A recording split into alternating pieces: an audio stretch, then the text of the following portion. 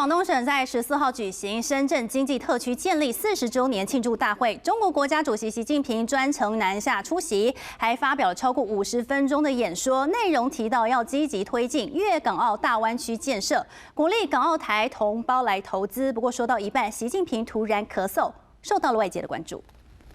士们、先生们、同志们，自觉站在党和国家大局上想问题、办事情。